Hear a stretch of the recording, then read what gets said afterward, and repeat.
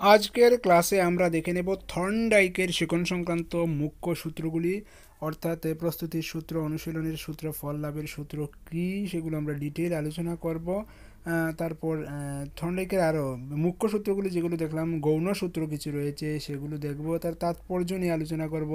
প্রচেষ্টা এবং ভুলের শিকন কৌশল যেটা রয়েছে সেটাও একটু লক্ষ্য করব। তো তার আগে কিন্তু পেডাগজি থেকে শর্ট কোয়েশ্চেন কিছু রয়েছে বাকি, সেগুলো নিয়ে আমরা আলোচনা করি, সেগুলো দেখে নিই, তারপর আমরা ডিটেইলে যাচ্ছি। তো চলুন প্রথমে আমরা পেডাগজি সেকশন থেকে যে শর্ট কোয়েশ্চেনগুলো হচ্ছে সেগুলো দেখে নিচ্ছি, যেগুলো আপনাদের টেট পরীক্ষার জন্য খুবই গুরুত্বপূর্ণ।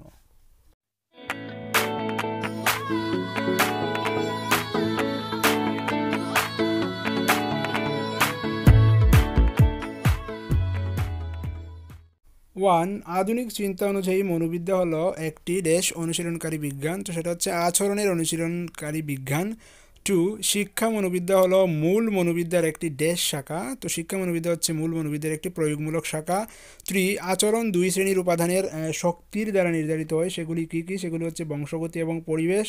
ফোর, শিকন কী?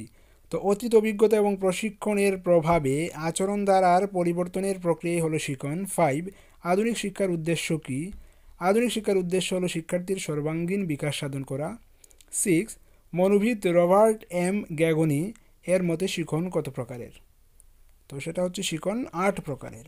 নাম্বার 7, মনোবিদ রবার্ট এম গ্যাগনি এর মতে শিখনের প্রকারগুলি কী কী? যে 8 প্রকারের শিখন আমরা দেখলাম, সেই 8 প্রকারের শিখনগুলি কী কী? তো সেগুলো হচ্ছে 1, সাংকেতিক শিখন। 2, উদ্দীপক প্রতিক্রিয়া সংযোগমূলক শিখন। 3, শৃঙ্খলামূলক শিখন। 4, বাচনিক অনুষঙ্গমূলক শিখন। 5, পার্থক্যকরণমূলক শিখন। 6, ধারণামূলক শিখন। 7, নিয়ম শিখন। 8, সমস্যা সমাধানমূলক শিখন। নাম্বার 8, কয়েকটি শিখন সহায়ক উপাদানের নাম করুন। তো কয়েকটি শিখন সহায়ক উপাদান যেমন হচ্ছে পরিণমন বা ম্যাচুরেশন, প্রেষণা বা মোটিভেশন, মনোযোগ, অ্যাটেনশন, অনুরাগ, ইন্টারেস্ট, সাধারণ এবং বিশেষ মানসিক ক্ষমতা বা জেনারেল অ্যান্ড স্পেশাল এবিলিটি ইত্যাদি। পরিণমন বলতে কি বুঝেন? জৈবিক বিকাশের দরুন বয়স বৃদ্ধির সঙ্গে সঙ্গে পূর্ব অভিজ্ঞতা অনুশীলন ছাড়াই আচরণ ধারা পরিবর্তনের প্রক্রিয়া হলো পরিণমন। নাম্বার 10, মনোবিদ ম্যাক গেয়ক এর মতে পরিণমনের সংজ্ঞা কী? তো আনসার হচ্ছে মনোবিদ ম্যাক গেয়ক এর মতে জৈবিক বিকাশের দরুন বয়স বৃদ্ধির সঙ্গে সঙ্গে পূর্ব অভিজ্ঞতা এবং অনুশীলন ছাড়াই আচরণ দ্বারা পরিবর্তনের প্রক্রিয়াই হলো পরিণমন। 11, পরিণমনের দুটি বৈশিষ্ট্য উল্লেখ করুন। তো 1 হচ্ছে পরিণমন একটি নির্দিষ্ট সময়ব্যাপী প্রক্রিয়া। 2 হচ্ছে পরিণমনের ক্ষেত্রে পূর্ব মানসিক প্রস্তুতির প্রয়োজন হয় না। 12, শিকনের দুটি জৈবিক বৈশিষ্ট্য উল্লেখ করুন। 1 হচ্ছে শিকন একটি জীবনব্যাপী প্রক্রিয়া। 2 হচ্ছে শিকনের ক্ষেত্রে পূর্ব মানসিক প্রস্তুতির প্রয়োজন হয়। তো পরিণমন এবং শিকনের মধ্যে কিন্তু পার্থক্যটা আমরা দেখে নিলাম। নাম্বার 13, প্রেষণা কী? তো প্রেষণা হলো এক দীর্ঘস্থায়ী প্রবণতা যা ব্যক্তিকে উদ্দেশ্যমুখী আচরণ সম্পাদনে উদ্বুদ্ধ করে।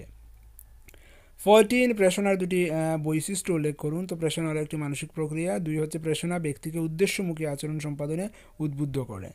নাম্বার 15 হচ্ছে মনোযোগ বা অ্যাটেনশন বলতে কি বুঝেন? তো মনোযোগ হলো একটি ব্যক্তিকেন্দ্রিক পরিবর্তনশীল সদা চঞ্চল সচেতন মানসিক প্রক্রিয়া যা ব্যক্তিকে একাধিক বিষয়ের মধ্য থেকে কোনো একটি বিষয়কে নির্বাচন করতে সাহায্য করে এবং বিশ্লেষণ ও সংশ্লেষণের মাধ্যমে নির্বাচিত বিষয়বস্তু সম্পর্কে একক বস্তুধর্মী জ্ঞান আহরণে সাহায্য করে। 16, মনোযোগের দুটি বৈশিষ্ট্য উল্লেখ করুন। তো আনসার হচ্ছে মনোযোগ হলো একটি ব্যক্তিকেন্দ্রিক পরিবর্তনশীল সদাচঞ্চল সচেতন মানসিক প্রক্রিয়া।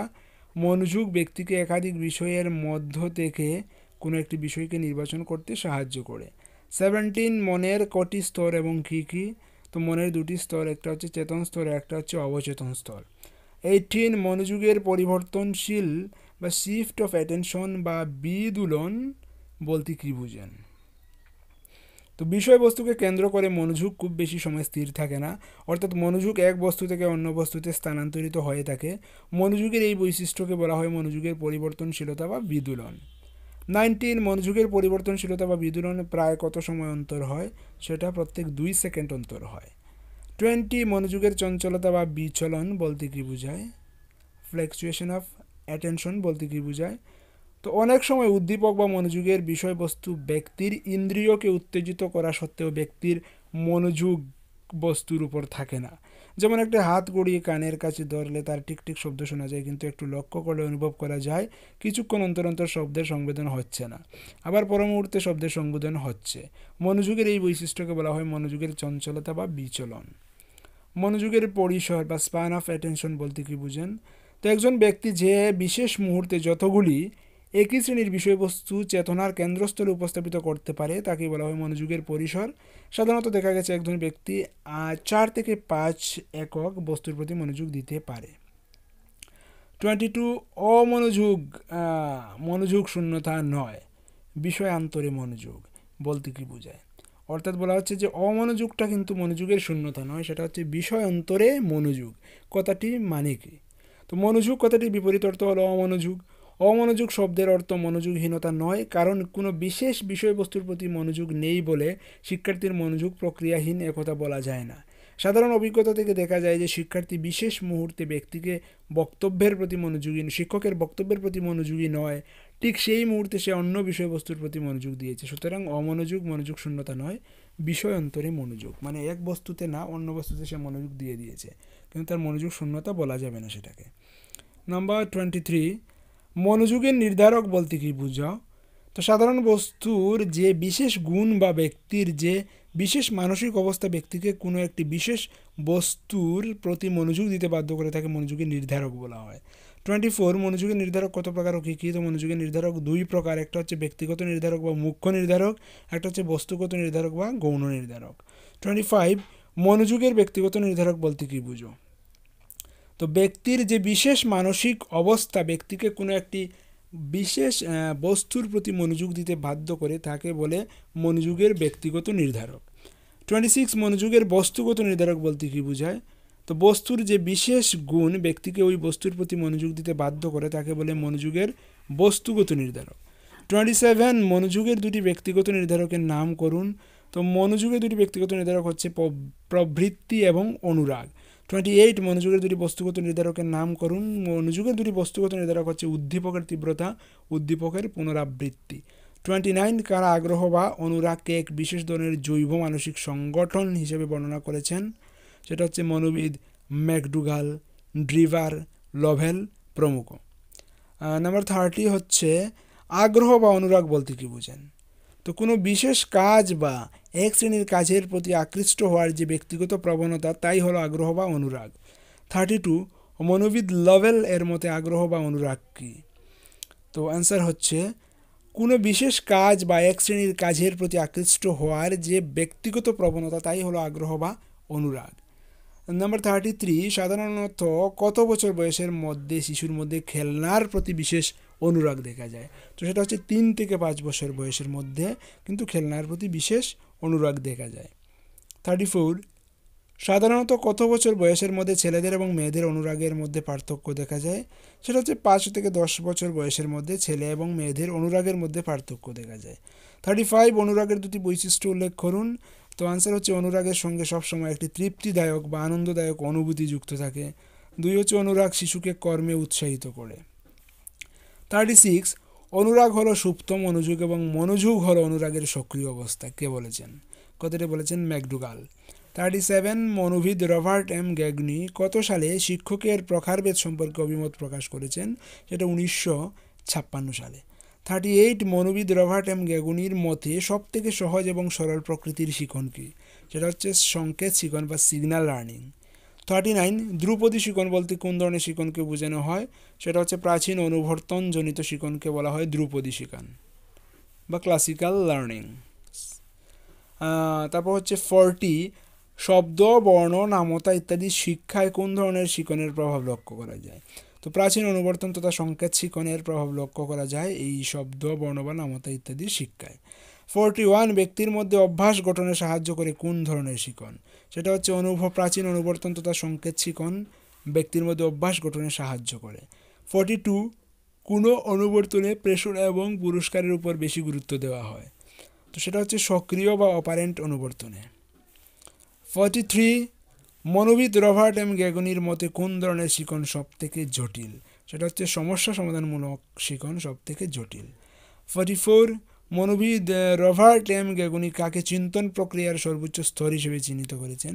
সেটা হচ্ছে সমস্যা সমাধানকে চিন্তন প্রক্রিয়ার সর্বোচ্চ স্তর হিসেবে উল্লেখ করেছেন। তো শর্ট কোয়েশ্চেনগুলো আমরা দেখে নিলাম। এবার আমাদের সময় আসছে বড় প্রশ্নগুলো যেগুলো রয়েছে সেগুলো দেখে নেই, যে থর্নডাইকের শিকন সংক্রান্ত মুখ্য সূত্রগুলি কী কী। তো থর্নডাইকের সূত্রগুলোকে দুটি ভাগে ভাগ করা হয়েছে, একটা হচ্ছে মুখ্য সূত্র, একটা হচ্ছে গৌণ সূত্র। তো মুখ্য সূত্র রয়েছে তিনটে সূত্র: প্রস্তুতির সূত্র, অনুশীলনের সূত্র এবং ফল লাভের সূত্র, বা law of readiness, law of exercise, law of effect. আর গৌণ সূত্রগুলিকে আরও 5টা ভাগে ভাগ করা হয়েছে। দেখুন যে বহুমুখী প্রতিক্রিয়ার সূত্র, আংশিক প্রতিক্রিয়ার সূত্র, মানবিক অবস্থার সূত্র, সাদৃশ্য বা উপমানের সূত্র, অনুষঙ্গমূলক সঞ্চালনের সূত্র। এই হচ্ছে টোটাল দুভাগে সূত্রকে ভাগ করা হয়েছে, গৌণ সূত্র এবং মুখ্য সূত্র। তো মুখ্য সূত্র হয়েছে 3টা, গৌণ সূত্র হয়েছে 5টা, টোটাল মিলে হলো 8টা। তো এবার আমরা থর্নডাইকের শিকন সংক্রান্ত মুখ্য সূত্রগুলি সম্বন্ধে দেখে নিই। যে প্রস্তুতির সূত্র। তো প্রস্তুতির সূত্রটা হচ্ছে যে আপনি শিক্ষা দান করবেন, শিশুদেরকে শিক্ষা গ্রহণের উপযোগী করে তুলতে হবে। মানে হচ্ছে গিয়ে আমরা যখন শরীর চর্চা করি তখন কী করতে হয়? প্রথমে ওয়ার্ম আপ করতে হয়, শরীরটাকে গরম করে নিতে হয়, তারপর আমরা এক্সারসাইজে যাই। ঠিক একইভাবে শিক্ষার্থীকে যখন শিক্ষাদান করবেন তো তার মানসিক অবস্থাটাকে এমনভাবে পরিবর্তন করতে হবে যাতে সে শিক্ষা গ্রহণের উপযোগী হয়ে ওঠে। অর্থাৎ আপনাকে আয়োজন করতে হবে, আয়োজন থেকে আপনার পাঠটা ঘোষণা করবেন। তো আয়োজনটা এমনভাবে হতে হবে যাতে তাদের আগ্রহ জাগে যে স্যার কী পড়াবেন, কী বুঝাবেন সেটা। এটাই হচ্ছে প্রস্তুতির সূত্র, তাদেরকে প্রস্তুত করতে হবে। মানে উদ্দীপক এবং প্রতিক্রিয়ার মধ্যে সংযোগ স্থাপনের ফলে প্রাণীর মধ্যে যে শিখন হয় তার মধ্যে তৃপ্তি বা আনন্দ আসে। যদি সে প্রস্তুত না হয় শেখার জন্য তাহলে আপনি যা শেখাবেন সেটা মোটেই আনন্দদায়ক হবে না, বরং বিরক্তিকর হয়ে যাবে। তাহলে শিখনটা কিন্তু সাফল্য হবে না বা ফল লাভ হবে না শিখন থেকে। সেটা হচ্ছে ওদেরকে প্রস্তুত করতে হবে, সেটাই হচ্ছে প্রস্তুতির সূত্র। তারপর হচ্ছে অনুশীলনের সূত্র।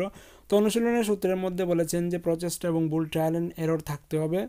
ওরা ভুল করবে, আবার শিখবে, আবার বলবে, ভুল করবে, এমন এমন কিছু অ্যাক্টিভিটি থাকতে হবে, অর্থাৎ অ্যাক্টিভিটি বেসড লার্নিং দিতে হবে। চর্চা বা অনুশীলনের মাধ্যমে উদ্দীপক এবং প্রতিক্রিয়ার সংযোগকে দৃঢ় করাকে থর্নডাইক ব্যবহারের সূত্র বলেছেন। আর যদি এভাবে অনুশীলন বা চর্চা না থাকে, যদি অ্যাক্টিভিটি না থাকে, স্টুডেন্ট রেসপন্স না থাকে, তাহলে সেটাকে অব্যবহার বলা হচ্ছে। তো অনুশীলনের মধ্যে টিচার্স অ্যাক্টিভিটি, স্টুডেন্টস অ্যাক্টিভিটি সব কিছুই থাকতে হবে। বর্তমানে যেটা 5E মডেলে ক্লাস চলছে বা শুরু হয়েছে সেটাও কিন্তু এই যে থর্নডাইকের শিখন সংক্রান্ত সূত্রের এক্সটেন্ড রূপ। প্রস্তুত করতে হবে। প্রস্তুত করার জন্য আমাদেরকে বিভিন্ন অ্যাক্টিভিটি দিতে হবে যার থেকে সে প্রস্তুত হয়ে যাবে ক্লাস করার জন্য। বা আপনাকে টিএলএম ইউজ করতে হবে, আপনাকে একটা গল্প বলতে হবে, তাকে রেডি করতে হবে ক্লাস করানোর জন্য, শেখার জন্য, এইসব বিষয়।